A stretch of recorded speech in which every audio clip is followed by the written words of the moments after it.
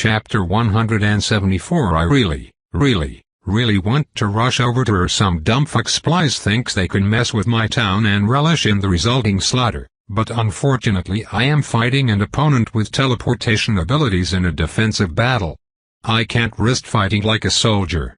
It is my duty to fight as the queen. Pulling a huge shard of my soul free for use, I stuff it with as much of my mana as I can pack in and put it into a nearby toy, grabbing it and handing it to Rowan. Mana sight on, I order him. If you see any suspicious fluctuations, smash this to destroy them. You have to be quick. Teleporting enemies. I'll come aid you the moment you do. Okay, my father answers, knowing better than to argue. Good luck, Vita. The range for disruption is short, so gather everyone together, I tell him. Stay safe. Love you all. And with that, I walk out the door and go next door. Because, unfortunately, I have to stay here at the midpoint between the soul repository, my family's house, and Theodora's house, since they are the three most important strategic assets we currently possess and the enemy can teleport, or at least has access to someone who can teleport them. It would therefore be foolish to assume this is the only enemy we're about to face. I focus on my soul sims, my eyes twitching with fury as I feel a seventh person die before Lark finally bursts onto the scene and rips the splice's throat out. Which I, was not expecting her to do. The splice was definitely human-shaped, but, well, so are the corpses around it, I suppose. It was no one I know, but perhaps the same can't be said for her. The splice, likewise, isn't anyone I know either. It seems to be made of two different souls, but not half of each soul. Two near-full spheres are fused together instead, overlapping in the middle where they melt together and pulse with obvious mental domination. A sad victim sent on a suicide attack against us. But why now? I don't have time to think too deeply about it, because as I feared, two more splices suddenly appear in a different part of town, splitting up and starting to wreak havoc immediately. Time to manage a crisis. We are under attack. I use a spell to announce, blaring the words across the entire town. Everyone please get yourselves to safety. Group up with someone combat capable, if you are able, and do not panic. At the exact same time, I also use a separate spell to send a message directly into Lark's ear. Starboard, 2-second run. Use your max speed, ignore building collateral. She fires off faster than an arrow, intercepting the attackers. Good. My next message is sent to Jalisaveta. I'm not familiar with the town's current layout. I need you to list the areas of importance and describe the soul of the person standing nearest to them. Now. She's stunned and terrified, but only for a moment before pushing it aside and beginning to talk. Larder. Red soul, smells of flowers and honey. Chitin farm. Gray and black soul, tastes like fruit. What? Flowers and... Oh, I found it. Jalisa's descriptions are a bit off from my own, but I managed to find what she's indicating well enough. I know she can't see anybody's soul from inside her house, but I correctly guessed she still more or less knows where everyone is thanks to her absurd sensory suite and would know their soul descriptions as a matter of simple memorization. I'm not disappointed with the results. Now to start allocating assets. Remaining in the center of town, I sent magical messages to Kill, Ultrix, Bentley, Xena, Kiero, Katavang, and so many more, spreading them out around the town to be able to intercept our enemies and protect anything of value. The next enemy to get teleported in isn't a splice, merely a person with one of the red, pulsing Rs loyalty soul tumors. They still have a powerful talent of some sort, though, destroying a pair of buildings before Xena rips their blood out of their body and leaves them dead in the street. This isn't sustainable. Even if we kill these people seconds after they arrive, that's enough time for them to do significant damage. Teleportation makes defensive wars too untenable.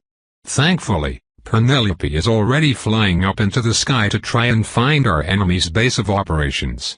Please tell me you see something, I send her. This situation does not permit me to lie, she answers, my remote listening spell easily picking up on it. We know they are at least multiple miles away, given you can't feel them with your senses. I am scanning the area as best I can. Damn it, I want to go out there and do something, but I have to stay here to defend. This is so frustrating. How are we fighting a teleporter that can send people this far, this accurately, and even more startlingly, knows where we are in the first place? We're in a random-ass spot in the middle of the forest. How could? Wait. No. Progenitor, damn it. He has capita, I hiss at Penelope. He has to. I conquer, she grunts back. I am at fault for this. I'd considered binding them to a contingency that would automatically kill them without maintenance from myself, but I'd thought them under my control. Their survival is a consequence of that. I'd thought they were hiding from ours specifically, however. I am frustrated that they managed to fall victim to him regardless. Worse, Capita is both a victim and pregnant. I cannot kill her outside of extreme circumstances. I'll do it for you, I offer. No, Penelope says firmly. You will not. Well, there goes the easy option then. I let out an annoyed huff from my breathing vents, casting a few quick spells to send more updates and orders to my soldiers. There are enchantments I can set up to make teleportation untenable, ripping apart anyone who tries to transpose themselves into the area, but I certainly can't do that while we're under attack. We need to deal with the immediate problem first, find where our enemies are and disable them. A warping of mana nearby indicates something is teleporting into my range. Finally, I step closer and immediately yank out the soul of the man that teleports in before he can so much as twitch a finger. Stuffing it with a soul shard, I stick his soul back into his body before grabbing him by the collar. Truthfully answer any questions asked of you, I order, and then I toss him 100 feet into the air. Penelope doesn't need my instruction to catch the man and start interrogating him, narrowing down the general direction of the enemy camp enough for her to spot it. She gives me a direction and rockets off towards it, while I remain where I am, my arms impatiently crossed. Less than a minute later, the teleportation assault ends. 12 of my people are dead. No one I care about personally, but they are still mine. As soon as I feel Penelope flying back to us, I rush off to collect their souls. Dying for me will not be a permanent state of affairs. These people have earned better. Though I suppose, from their perspective, they haven't died for me. They just died. Most of them weren't warriors. They were just people that decided living here was smarter than trying to go back to Skyhope, people that threw their lot in me not out of loyalty, but desperation. Still, though, I can respect desperation. Their actions make them mine, even if they may personally want nothing to do with me. What can I say? I'm possessive. It's something Vida and Melrosa both shared, to some extent. Neither of us are good at caring about people outside our circle, either. But I understand that I have to at least act like I care if I expect to be even a halfway decent ruler. And since being a ruler is what I have to be, I need to get good at it. Empathy is difficult for me, but taking care of what's mine? Ensuring that my things don't get messed with by anyone? That everything is taken care of, protected, safe, fed, happy? That meshes with me. It's not perfect, but I can work with that. My people will get the best because they are mine. And those who dare attack what's mine will be slaughtered to the last. Penelope flies back soon enough, my revenant in one hand and 2 living people wrapped up in her tail. Now that I'm paying attention, all 3 of them have dark skin and white hair, like Orville does. Sigden. I prompt as Penelope floats down next to me. Baldens, actually, Penelope corrects. At least, judging by their accent. Huh. Verdantop is home to 3 countries, Vaca, Sigulda, and Baldoni. Sigulda and Baldoni were both native to Verdantop before Vaca crashed in and took over, but other than that I don't really know much of anything about them. I think Baldoni was super isolationist, or something. So normally it'd be weird to see them mounting an offensive, but the red, pulsing pistols in their souls make it pretty obvious who the true culprit is. So is that where we think ours is? I ask. Baldoni. So far as I'm able to determine, that seems likely, Penelope confirms. But I'd like to ask them again, with you acting as a lie detector. Easy enough, I agree, shooting tentacles forwards. Only to have them be smacked away by Penelope's wings. I do not mean kill them, you incorrigible woman, she snaps, and I feel an instinct to frown since that's not at all how she used to call me incorrigible. They are victims. Just look into their souls and determine if they are lying for me. Oh. I nod, and she starts jabbering at them in a language I don't recognize. They babble something back, and occasionally I mention when I'm seeing less than honest intentions. I'm surprised that they are willing to dish information to us at all, but I guess the animancy-infused loyalty to ours doesn't quite overcome the terror of a 7.5-foot tall dragon woman descending on your war camp and dismantling it single-handedly. That and the fact that Penelope is unraveling the soul tumors in all three of them as the conversation continues. All three of them meaning she's also messing with my revenant's soul, but since it's Penelope I let her. Okay, Penelope sighs. So here's what we know. Capita, along with a force of people from Baldoni, set up camp at the edge of Capita's teleportation range and assaulted us, intending to disrupt our operations and, ideally, free and reinfect Cassia the Maelstrom. The moment I spotted their camp and started moving towards them, Capita fled with a handful of their officers, leaving the rest of their assault group behind. I killed a few of them in battle before kidnapping these two, who have confirmed that, to the best of their knowledge, Ars Rainier is in the nation of Baldoni, where he is now their beloved supreme ruler. As one tends to be, after developing a contagious magical loyalty plague, I comment. As one tends to be, Penelope agrees dryly. Anyway, this is our first actionable intel on Ars' location, and since our ideal win condition involves getting you in range to destroy his soul, I think we have to act on it. Unfortunately, we also can't act on it, because we have a local Capita problem. Nah, I can fix that, I assure her. Give me a day or so and enough metal and I can set up an anti-teleportation ward around the city. Anyone who tries to port here will find it extra difficult, and if they push through anyway they'll find themselves successfully teleporting their own body into chunky pieces throughout the entire city. That should get them to stop. The scaled ridges which now act as Penelope's eyebrows raise in surprise. That's an interesting spell. I can disrupt teleportation in a confined area, but to sustainably protect the entire town? I shrug. It's high-level spatial magic, but it's pretty essential spatial magic once you get to be as advanced a civilization as Liriope. Once everybody learns to teleport, defending against teleportation is extremely important for all the reasons we saw today. I'll also need to make a shunt that redirects teleported inorganic matter out of the city entirely, so they don't just swap to sending payloads of deadly airborne material. Liriope, ironically, doesn't use anti-teleportation fields, because the general opinion of the nation is that if anyone wants to teleport unannounced into a city full of immortal, superpowered, xenophobic spellcasters, they are damn well encouraged to take their best shot and rid the world of their stupidity. And because teleporting around the city is convenient, so nobody really wants to take away that option. But the just try thing also factors in. How much metal do you need? Penelope asks, and she doesn't like the answer I give her one bit. Which is fair, there's a lot less metal on Verdantop than there is in Liriope, especially after Sky went and let the Mistwatcher eat most of it, the bastard. Still, Penelope agrees to supply me what I need, because we both know we don't really have a choice, and I get to work the moment I have my first set of materials. It's not a difficult job.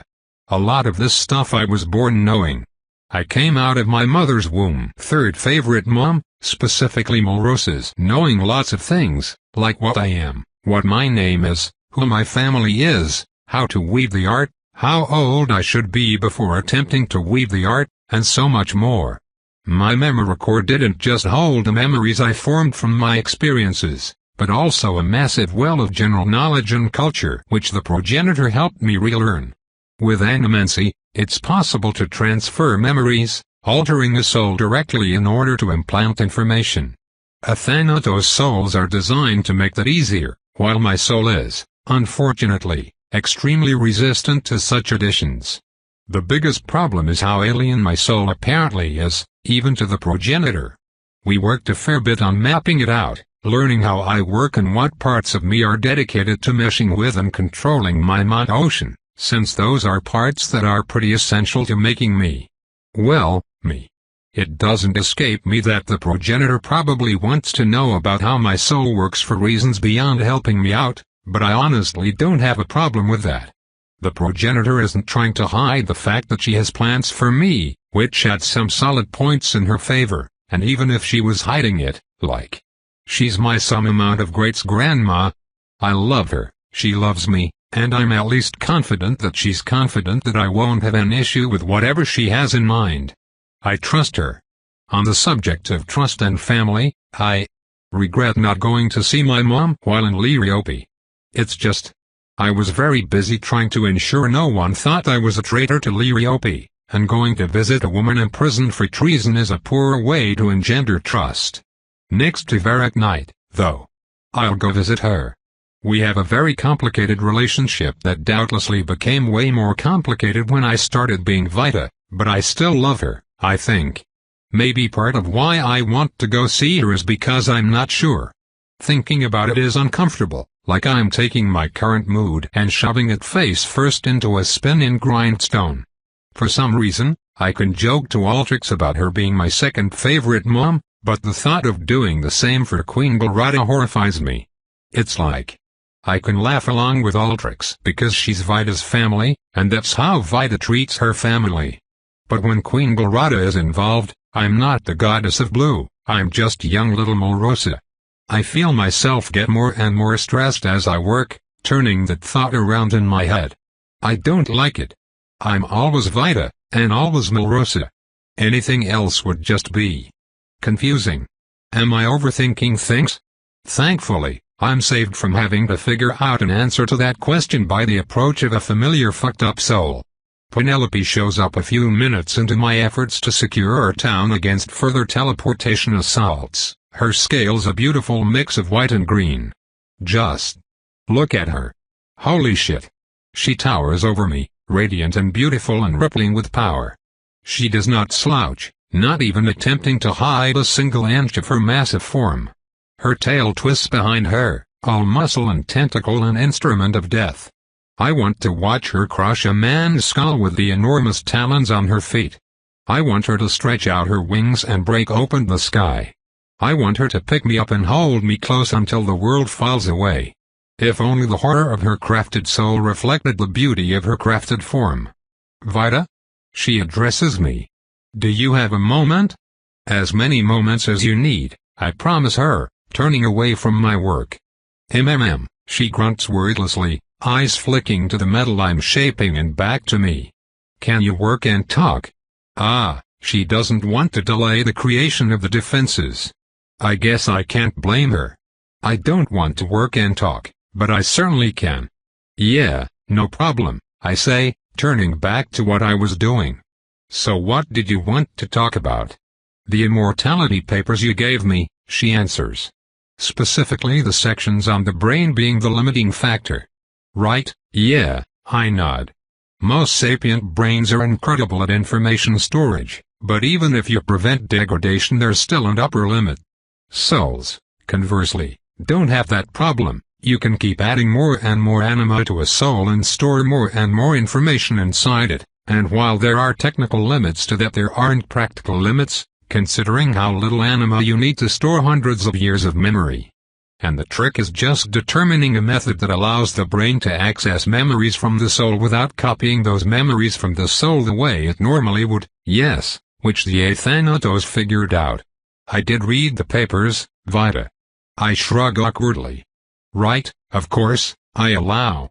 So, what's the issue? It circumvents the problem with an easier solution, rather than actually tackling the brain storage problem, Penelope says. And since I dislike the idea of frequently growing new brains for myself, it's what I'd like to solve next. I would like for you to peer review my research, once I start it. I'd love to, I answer honestly. What angle were you thinking of trying to tackle things from?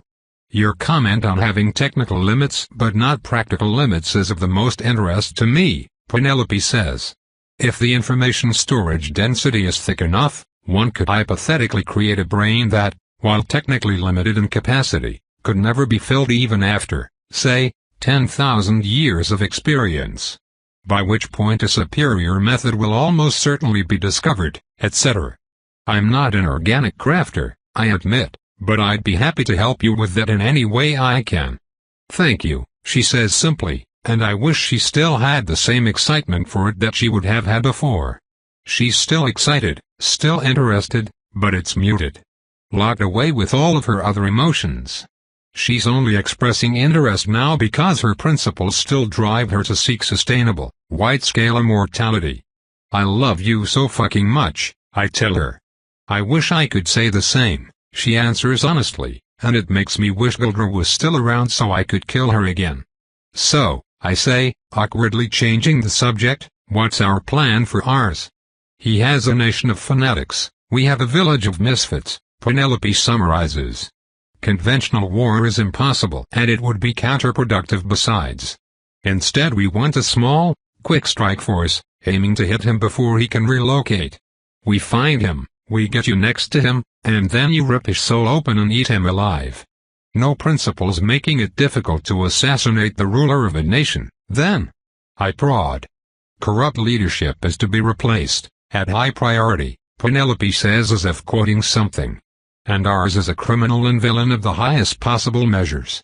My principles do not merely allow ruthlessness when facing him, they demand it. I am incapable of tolerating his continued existence. But we can't kill his victims, I say. We cannot kill his victims under most circumstances, she corrects. And a stealth mission is to our benefit regardless. A small team, then, I conclude. Just you and me? I think, Penelope begins, but as I expected she's quickly cut off. Me too, Lark says, staggering towards us. Please. I turn to look at her as if I wasn't already aware she had arrived. She is actually staggering as she walks, but not due to injury. Her pupils are dilated. Her body shakes. Red blood drips down her chin. And black blood drips down her palms, where she's balled her hands into fists. She ate a human today, the first one she has had in quite a long time. Shit, but she hates how much she loved it. Lark, Penelope prompts, looking down on her with artificially constructed kindness. Are you all right? I'm fine, Lark answers automatically. Let me fight him. As the current cornerstone of the town's defenses, Penelope starts, but is quickly cut off. I already failed here. Lark snaps. I'm not. She brings a hand up to her mouth and shudders. I need to get away from the town either way. I'm not safe. Let me come with you. Lark. Penelope sighs, shooting the Vrothizo a pitying look.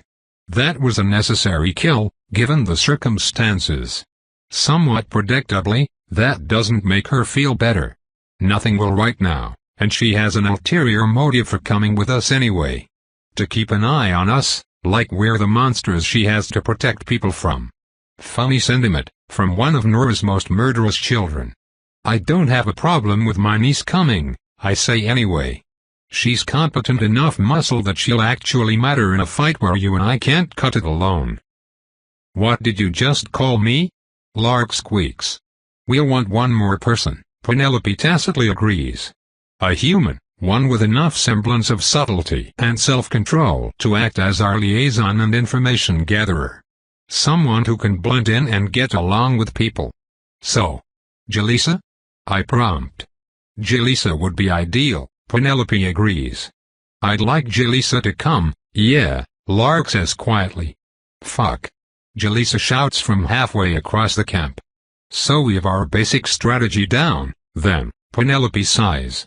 Vita, finish the defenses around camp and start gathering more resin to defend the borders if you have extra time. I'll start making Jaleesa's body ethnically Bolton's. You'll what? Jaleesa shrieks, exiting her house and starting to run towards us. Hey, I didn't agree to this. And Lark can modify her traps to account for her extended absence, and also take the time she needs to mentally recover. I know you can hear me. Jaleesa continues. Don't ignore me. I'm not ignoring you, I'm simply not bothering to entertain the idea that your revulsion will overcome your sense of duty, Penelope answers, not bothering to raise her voice above a normal volume. Fuck. Jalisa shouts again. Well, sounds like we have a plan, I conclude. There's another avenue of attack I want to look into, but that should only take me an hour or two to myself. Then do it, Penelope nods. Every tool in our toolbox is important. Ours will likely prioritize running away over direct conflict, and we cannot allow that to happen. Agreed, I nod. I don't have a fucking year to kick the bastard off my island. Can we wind back a second to the part where I'm your niece? Lark asks quietly. And hey, I don't see a good reason not to explain. It'll probably help take her mind off of eating a guy. My sister created your species, I answer easily. My sister on my eldritch side, I mean. Oh, Lark says. You mean that black mana stuff you were talking about a few months ago? Yeah, that's the one, I nod. She made your kind, you're connected to her, and she is my sister, so. Niece. Well, some amount of grandniece, technically, since she didn't make you personally, but that's just details. Lark stares at me for a moment. Do you know why? She asks. So she can digest the souls you eat, I answer simply. You make her stronger. There's an intensity to her now, her focus resting entirely on me. Yet it's a fragile thing, the weight of a thin sheet of glass. Is she nice? Lark asks quietly. Oh. She's not. Mean, I hedge. At least not to me. But. She made the proviso, Lark. On purpose. She wants you to be everything you hate, little monster. Lark just nods at that, the answer painful but unsurprising. I pretty obviously fucked up with her again, and I don't know how to stop doing that. I keep thinking I can treat her like a fellow monster, but I should really be treating her like a child, huh? I don't know how to do that. We all part ways after that, Penelope flying off just in time to avoid getting yelled at by Jalisa, who quickly realizes she probably just has to accept her fate. I spend most of the rest of the day finishing up our anti-teleportation defenses, and when I'm satisfied with my handiwork I go home, hug my family, and settle into a bed before letting my focus wander into another realm. Hey, Nora. I ask, poking my horrifyingly big sister. Ah, Vita, hello. She shapes back. It's been too long. What can I do for you? I was wondering if you had any thoughts on this. I shape my mana into a complex structure, a beating, pulsating sump of anima that's blue instead of red.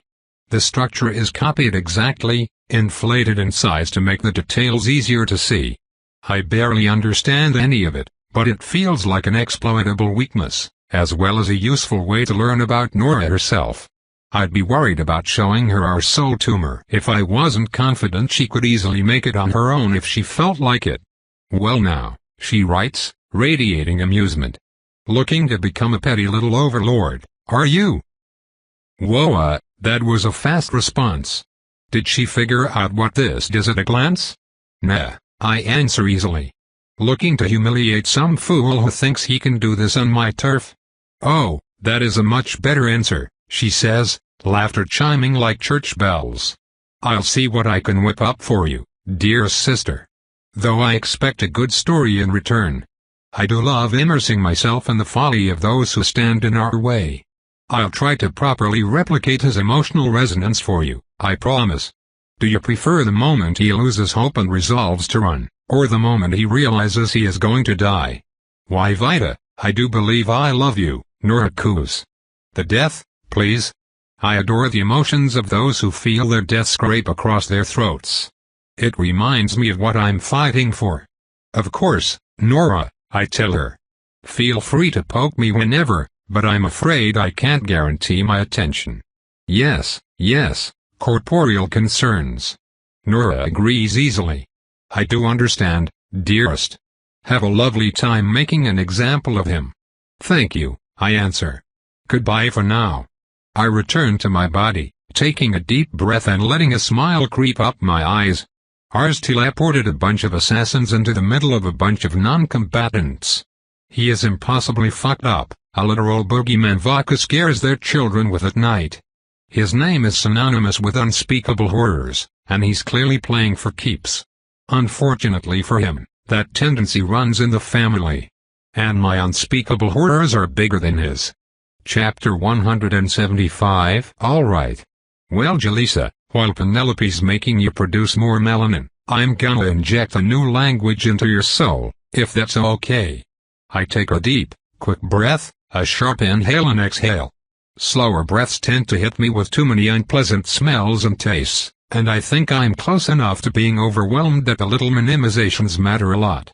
I'm sitting in my underwear in Lady Vesuvius' horribly sterile home/research facility/medical ward, trying my best to ignore the fact that she is doing a lot more than making my skin darker and my hair whiter. I can feel the bones inside my face disintegrating and reforming in slightly different configurations. It doesn't hurt at all, but I still can't describe the experience as anything less than excruciating. And now I have a mouthful itch asking if she can stick something into my soul. Which is just fantastic. Truly, my life has reached a new low. At least Vita looks a lot better than she used to, her chitinous exoskeleton a beautiful lattice of startlingly ordered microfibers, devoid of soulless mites or horrid, sweat-vomiting pores. And her eyes, oh watcher, like perfect hexagonal gemstones, utterly without flaw. They are the most beautiful things I've ever seen since I got my talent. Not that this makes her suggestion any more appealing. Vita, please leave my soul alone, I insist. But Jalisa, you're not gonna do a good job coming off as Baldens if you don't speak Baldens. Vita whines. And there's nothing to worry about. I'm like 90% sure this is safe for humans. It sounds like I have a solid 10% to worry about, I answer patiently. In terms of the integrity of my soul, I think that's an excessively high number. Vita groans. What kind of newborn amateur do you take me for? If there are immediate problems, I can just revert things. I'm a bit more worried about long-term problems, I insist. Well, it is entirely up to you to determine if you are comfortable with the procedure, Lady Vesuvius chimes in. Vita will not be touching your soul without your permission. However, in the event that you decline, we will have to find someone more willing to assist us to take your place. And I won't be able to spare the time reverting the changes to your body because I will be too busy preparing a different human to do the job for you. You are our first choice, especially Lark's, but I understand if you'd prefer to remain here and leave her with someone else. Fuck. Nothing about her principles stops her from playing dirty, huh? I don't want to leave Lark alone with the two people she's most conflicted about. I don't want to have my soul modified either. But, well, it's not like this would be the first time. Decontamination was a profoundly horrid experience, but if there's some sort of line you cross when you get your soul fucked by animancy, I've already crossed it twice for an organization I no longer trust. Is Vita more trustworthy? No, not really. Is she more knowledgeable and skilled, though? Yeah, definitely. I've already had more than enough hypocrisy in my life. I don't want to let myself drift too close to it. Fine, I sigh. But I'll be getting second and third opinions on whatever you're doing, Vita. Don't give me that, Vita huffs. If I intended to invalidate your autonomy I wouldn't be asking your permission in the first place.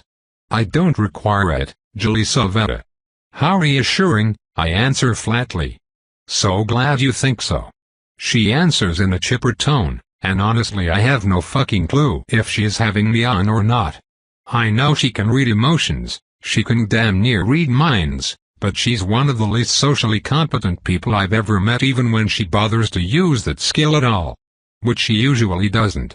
I'm disappointed but not the least bit surprised that Vita's general regard for other people seems to have dropped as a result of becoming a member of the species trying to wipe out our life on our island.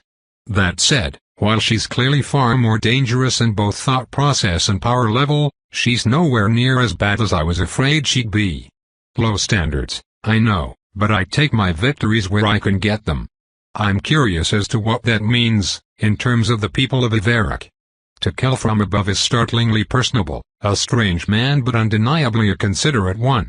If the people of Iveric are so capable of empathy, why are they killing us? Bah, that's a stupid question, I suppose. I could ask the same about humans. I often do, in fact. Now isn't the time for philosophy anyway, I need to pay attention to my soul. I watch as Vita sticks one of her own tendrils into her spiritual eye and extracts a massive raw anima, the same kind that she uses to turn people into revenants. That sends a bit of panic through me, but she places it in the palm of her hand and squeezes, smashing it to dust. Gathering it with a spell, she starts to craft, tendrils and motes of mana dancing together at incredible speeds, gluing the shimmering anima fragments into a small, condensed collection of sludge. Come here, she orders someone, but Penelope still has her hands on my bare shoulders, so I assume it isn't me. Sure enough, a dead Baldan's man approaches as instructed, not even flinching as Vita burrows into his soul, blue splashes of mana ejecting out of the tips of her tendrils and cutting out a chunk of his very being like a scalpel. So, you humans have pretty disorderly souls, Vita comments, slathering the sludge-like anima goop off of the shard of soul stolen from another mon. Not your fault, really, just the consequence of unmanaged development. But your memory centers and emotional centers are all mixed together, so this is going to have some weird side effects. I take another quick, deep breath. I can't believe I'm doing this. What side effects would you consider normal, and what side effects would you consider worrisome or dangerous? I ask. Excellent question, Vita compliments, her eyes widening a little and focusing more on me. So what you're going to be looking out for are emotional associations and memories. Like, say, you might say a word in Baldan's and suddenly feel happy or sad for reasons you don't understand, or you might start talking about a location and feel flashes of familiarity for and memory of that location, even if you've never been there. Because you're not just learning the language here, you are specifically being given direct access to Duncall's experience with his native language. That's this guy, by the way. Say hi, Duncall. He, the Revenant slurs. Oh, ha, sorry, he's a little brain-dead right now since I'm holding his capacity for language. Also because his brain is dead. Anyway though, if you get flashes of memory and association that explicitly feel foreign and alien, that's good. I'm designing this to be modular so we can just remove it after the mission if that's your preference, so the sticky layer of anima here is intended to act as a buffer that lets your brain read the information, but not store it. Brains are really good at recording information, though, so you want to keep on the lookout for memories and associations that you know you never actually experienced but feel like they're you. That means we have leakage, and I'll need to give your soul a checkup. Does that make sense? I think so, I nod. This entire process is kind of existentially terrifying, though. Yeah, Vita says with a startling amount of seriousness to her tone. I get that. Honestly, I kind of want to let it slide and get this over with. But I've been working with people way too long to see that as anything other than an opening to have a really important conversation, the kind of conversation that I'd never forgive myself for missing. Even if this goes nowhere, I have to try just because people need to talk. The more I look into it, the more I find how essential it is to talk about things, to work out problems, to have friends you can vent to just know that people can and will listen. But that's hard, because most people won't listen, so we're trained passively from birth to hold the important things in and let them fester. I want to change that. That's the positive difference I can make in a world run by monsters and demigods, so no matter how terrified or exhausted I am I need to reach out a hand and lend an ear. Yeah, I guess you've had a lot of experience merging with other people's memories, huh? I ask. What's that been like? The breathing vents on Vita's sides huff out a burst of warm air, her focus seeming to zero in on the details of the partial soul she's working on. But I don't need to be hyper-perceptive to see that she's gathering her thoughts for a response. The way she expresses emotion now is fascinating. She's certainly much more expressive than she used to be, but it's an odd mix of human reactions poorly transliterated onto an Thanatos body and completely alien emotive responses. By seeing where the two of them meet, though, it's not too difficult to use the former to figure out the latter. It was really scary with Melik, Vida admits quietly. I thought I was just dead, you know? When I first woke up in Melik's body, and I still mostly was Melik, maybe even more Melik than I was Vida? And I had that moment of horror where my talent was gone. I was no longer truly a Templar, no longer truly my mother's son, but instead just a hollow soul with a monster in the middle. Someone that had to lie to all my friends, someone whose head kept pounding with contradictory thoughts, where everything felt like a lie and a violation to one half of me or another. I don't know. I certainly never want to go through that again. I don't think my experiences are going to be anything like what happens to you, to be clear, but trust me when I say I get it. But we can't use the Bolden's people Penelope captured because it'll take too long for their brains to wash out the indoctrination now that we've detumored them, and we can't take Duncall because he's fucking dead. We need you to be able to speak the language. I understand. I did agree to this, after all. It was under duress, but I don't think it'd be productive to belabor that point right now. What about your merger with Princess Malrosa? She hasn't been correcting me to Princess Vida like she does with most of the camp, but I have a hunch that it's the Malrosa part of her that's so insistent on that in the first place, so she'll likely appreciate the formality. Again, Vida is quiet for a while before answering. It doesn't really feel like I merged with Malrosa, she says quietly, fidgeting with her lower set of hands. I just am Malrosa. I'm Vida and I'm also Malrosa. Or at least I think I am. Sometimes I don't really feel like Malrosa at all, but sometimes I don't really feel like Vida. It's kind of scary and I don't really get it. I thought I'd reached a point of stability where neither part of me was at danger of disappearing, but when that happens it feels like part of me is disappearing, or reverting I guess. And that's scary, but then it stops and I'm back to normal. It's happened enough times now that I think it's just going to keep happening, but it doesn't seem to be causing any problems. You might want to talk to Mom number 2 about this, I tell her, ignoring how incredibly weird her mother ranking system is for the moment. Altrix? She asks, tilting her head in confusion.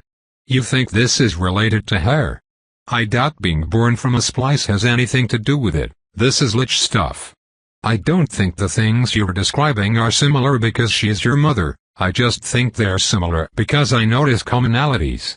Altrix is 3 distinct people, Vida points out. I'm very much not. If anything, I feel like less than one person when it starts acting up. I don't think we're comparable at all. It's just a thought, I allow, shrugging lightly. I don't think talking to her about it will hurt. And even if she doesn't understand it any better than you do, I'm sure she'd be happy to listen. I guess. She goes silent again, and I suspect the conversation has ended there. That's okay, this is way over my head and I didn't expect to have the answers. I still think the conversation helped. All I can do is be someone she can trust.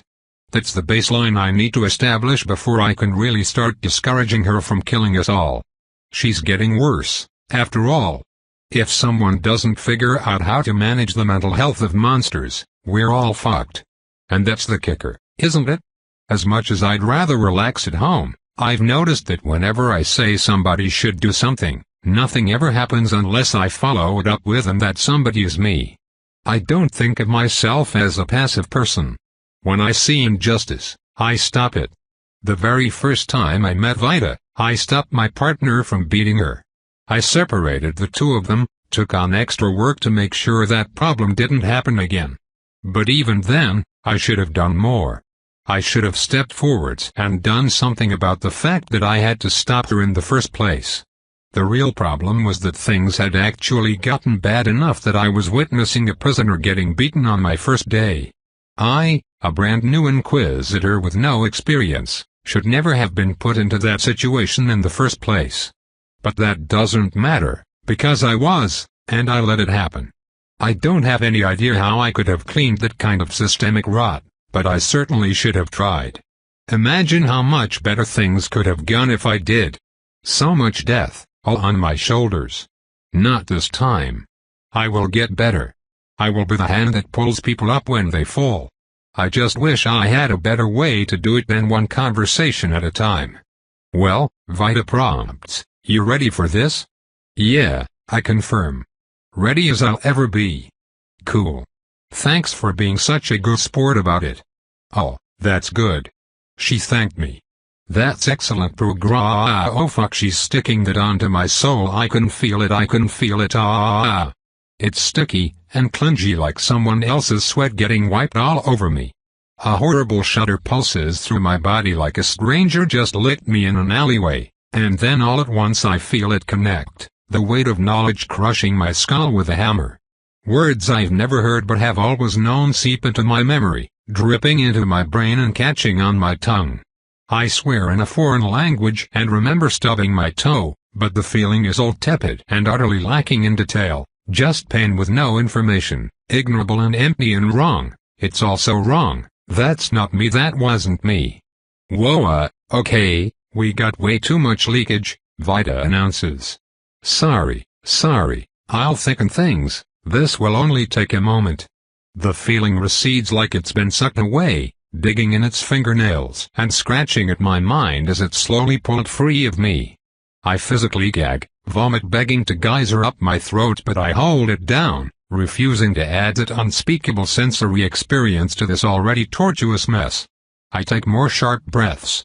Things stabilize a little. I hated every second of that, I say in Bolton's, remembering the motions of cleaning a pet's diarrhea, but it's not my pet and it isn't my memory, just something attached to the words. That will haunt me until I mash. I don't know what any of those words meant, so I assume that's a good thing? Vita hedges. The connection isn't leaking anymore, I think we're stable. That was indeed Bolton's, and I think it's lacking the Vacan accent and 50-year language drift from the version I was taught, Lady Vesuvius confirms. That's very impressive, Vita. If we had more time I wouldn't have needed to fuck up done call to do it, either, she says, shrugging. We're on a time limit, though, and the dude tried to kill us anyway. So yeah. Behold one of the many advantages of intentionally modular anime design, being able to do stuff like this on the regular without it fucking you up a little. Lament your inferior soul structure, mortals. I thought you said you couldn't apply these changes to yourself, Lady Vesuvius comments dryly. Well no, I can't, but my soul is better for other reasons.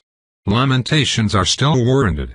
Lady Vesuvius actually snorts at that, amusement showing on her face for a brief second before returning to her usual impassiveness. Vita clearly spots it, and absolutely lights up with joy, insofar as her species is able. I have to say, I find the reaction reassuring as well. Lady Vesuvius' self-mutilation is certainly effective, and while it's also horrifying I can honestly empathize with the intention behind it. Forcing yourself to act on what you think you should do rather than having to worry about being tempted by your own weaknesses is absolutely an alluring prospect, even when I factor in the fact that it seems to remove basically all joy from her life. If I could torment myself like that to fix the world's problems, I would. Unfortunately, I neither have the skill nor the power to make use of what Lady Vesuvius has done to herself, and if the way her condition distresses everyone around her is any indication, my job would just become way more difficult if I locked away my emotions like that. And it's pretty obviously unhealthy to be idolizing a state like Lady Vesuvius, but I can worry about my personal mental health on my own time. Which I have actually had a good amount of, lately, so hopefully that's not just the self-deflection it kind of feels like. Well, I suppose we'll get going the moment I finish the physiological changes, then. Lady Vesuvius says. That should just be a few hours. Are you absolutely certain you don't want me to numb you, Jalisa? It honestly feels just as weird as the procedure itself, I admit. And even if you did, it would just cause me to focus on other senses. Please numb me if you notice I'm having a severe dissociative episode, but otherwise I'd prefer to endure it as is. I can do that, she agrees, and my torment continues for a few more hours. I take the time to practice the new language that has been injected into my soul, not to mention all the foreign associations tangled up in that language. I'm almost certain Dunkal was a father of at least 2 children, considering the very strong impressions I get from the words for son and daughter. I think he was a farmer, too. He must have gotten poached for the assault by virtue of his talent, and now he's dead and likely experiencing a literally unspeakable existential horror at having so many memories removed. I feel horrible about all of this, but I can't deny the importance of the end goal. Ours is to die. Soon enough, the procedure is done. My hands no longer look like my own, my face no longer feels like my own. My dark hair has all fallen out and been replaced with long, white locks. I don't even have my scars anymore, not that I had any particular fondness for the memory of trying to claw out my own eyes when my talent first kicked in. It's just strange. But there's no real time to lament it, because just a few minutes after it's done Vita scoops me up into her arms and starts flying towards Baldoni, with Lady Vesuvius holding Lark beside her. Magic bends the air around us, turning what would have been a deafening roar of wind into a pleasant bubble of calm. The ground rushes past at terrifying speeds, though, almost certainly unsafe for most people. The group I'm with, of course, hardly qualifies as most people. Apparently they can go a lot faster, but Penelope and Vita both agreed that causing kinemancey explosions, which Vita also called sonic booms, would be detrimental to the goals of a stealth mission. So, Vita suddenly asks, apropos of nothing, what's the deal with Baldoni, anyway? I don't actually know anything about it. There's a beat of silence. I would berate you for your ignorance if not for the fact that I mostly just feel foolish for not anticipating it, Lady Vesuvius answers dryly. Where to begin? I suppose the war 40-some years ago was best. So, as you may be aware, Vaca is a multi-island nation. The first Vacan colony on Verdantop arrived just under 60 years ago, where at the time Sigulda and Baldoni were the only nations on the island. Sigulda controlled the vast majority of land that now forms the nation of Vaca, but when we initially arrived we held territory they didn't care about, and had positive trade relations. We were at peace for a decade and a half. But then the Skyhope crater was formed. The sign of the Mistwatcher's favor, right? Lark chimes in. A gift of metal, taken from a higher island that had sinned. That is certainly something the church claimed, Lady Vesuvius answers non-committally. At the very least, the records are clear that the Mistwatcher reached a tendril up past our island, high above it, and shortly afterwards something fell down to Verdantop and formed the Skyhope crater. It was, apparently, an incredibly massive deposit of metal, and for obvious reasons both the Vacan government and the church wanted it. Nominally, it was even in free territory, though no one had any delusions that the Siguldans were just going to let us take it. To make a long story short, Vaca captured the Skyhope crater and refused to cede it to Sigulda, and the war began in earnest. Being technologically, industrially, and magically superior to Sigulda, the Vacan army quickly started sweeping through them despite a numbers disadvantage. My grandfather was one of the most famous and influential generals of the time, and I suspect he suffered from similar proclivities to my former self, as he had no qualms about using dishonorable and devastating methods, even against non-combatants. Naturally, the Vacan government didn't care as long as he kept up his win streak. Which he did, all the way up until the first major battle with Baldoni. Huh, Vita muses. So Baldoni is a lot more dangerous than Sigulda, I take it? What did they have that Vaca didn't? Nothing whatsoever, Lady Vesuvius answers. The minor battles with Baldoni were absolute one-sided dominations, where we routed their forces almost trivially. If anything, they were less capable in the art of warfare than Sigulda, being a much smaller country with isolationist foreign policies. But while we easily scooped up victories against their border territories, cracking an entrance to Baldoni proper wasn't an easy task. The Great Wall stood in the way, an absolute marvel of engineering and manpower. A giant, defensive wall nearly 30 feet tall stretched across their entire border, which is as ridiculous as it sounds. Still, my grandfather made the decision to attack the wall anyway. Why? Vida asks. Because we had Vigor, Penelope answers. And back then, she was in her prime. Remus was stronger back then as well, and still wielding the sword of Skyhope since this was before you fucking ate it. My grandfather believed there would be nothing stopping Vigor from simply slagging a large section of the wall and letting the army walk right through it. And frankly, he was right. The problem is that Baldoni knew he was right. She stops talking then, and we all wait with mild confusion. No continuation is forthcoming, though. So what happened? I prompt, even though I do actually know this story. It will be easier to show you than tell you, Penelope answers. We're almost there, after all. Sure enough, it doesn't take long for me to spot a clearing in the forest ahead. That obviously means we're still very far away, but it also means we're close enough that the stealth spells start coming out in full force. We are now invisible, inaudible, and even spoofing a few other forms of detection that Vida is apparently aware of. Only people inside our little bubble of calm air should be able to detect us, though from our perspective everyone looks perfectly normal. We slow down, and the sight in front of us is both terrifying and breathtaking. The forest simply ends in a craggy cliff, a vast and bottomless canyon half a mile wide. On the opposite side of it is Baldoni proper, but in between the forest and their land is nothing. No bridges, no ground, just open air. A massive and completely separate island floats next to us, now part of Verdantop only in name. Behold, the Baldonian border, Lady Vesuvius announces, also known as the Chasm of Disdain. On the far side of the border it's easy to make out countless shambling shapes watching over the gaps, arrayed like soldiers but rarely armored like them.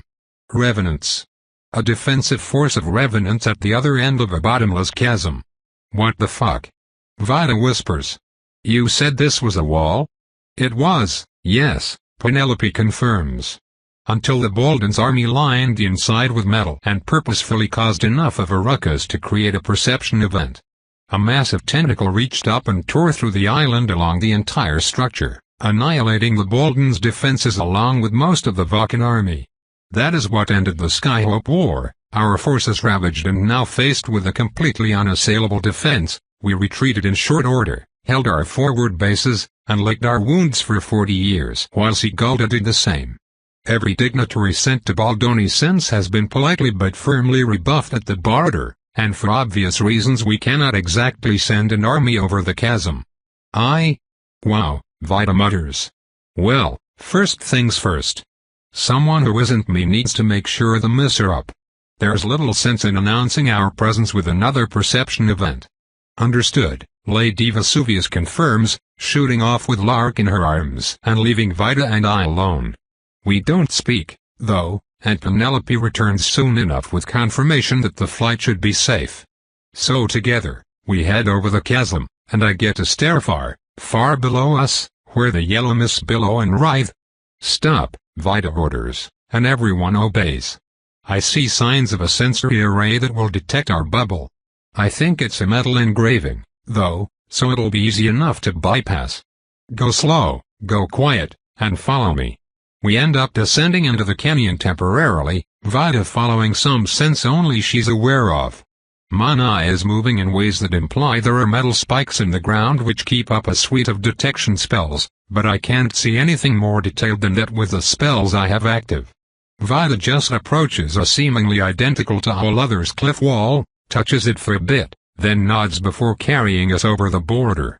The undead shamble below, many of them moaning meaningless sounds but some of them actually speaking to each other in Baldens, their tones hushed and fearful. It just isn't how I expected to spend my final moments, is all, one of the revenants mutters. I had my days of death all planned out, you know? Ours is not a traditional man, to be sure, the other agrees. But I am glad he is with us.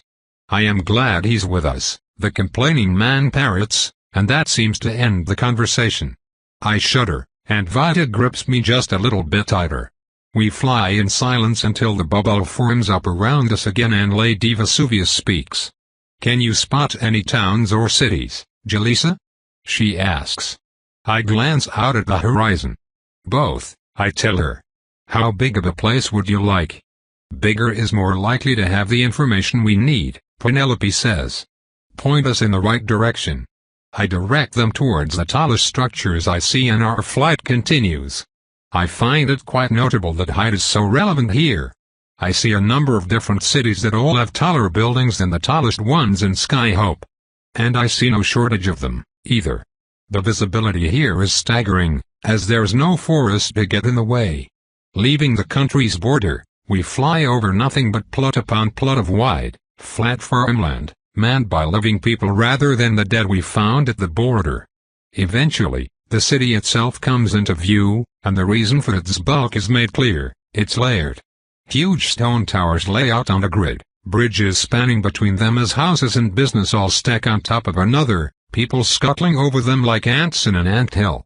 The city has a minimum of 3 layers to it in any given area, and plenty of construction is visible on the tops of what is already built. Penelope, Vida, Lark and I land about a mile out from the city, giving me time to stretch my sore body and adjust the Balden's clothing that Lady Vesuvius took from their camp. I should look like a traveler approaching from out of town, and I see enough people taking roads into and out of the city that the ruse will probably hold. From here, the city seems normal, lively, even. There's a beauty to it, and like anything I've seen before, the design principles of a completely foreign culture looking far more beautiful than they otherwise would just because of their sheer uniqueness, at least to my eyes. Even from here, though, I can make out little details that give me pause. Here and there, I see people standing around and doing nothing, looking hungry. I see the beginnings of grime forming on otherwise pristine monuments, as if they had been religiously cared for until only recently. And out of every single face I can see, I don't notice a single smile that isn't strained and exhausted. But I notice many, many smiles, all directed at the ground, as if everyone believes their own feet to be the most interesting thing they have to look at. Whenever they do look up, it isn't for long, but if two people's eyes meet, they always exchange the same greeting. "Hail Ars," they say together. Tope continued,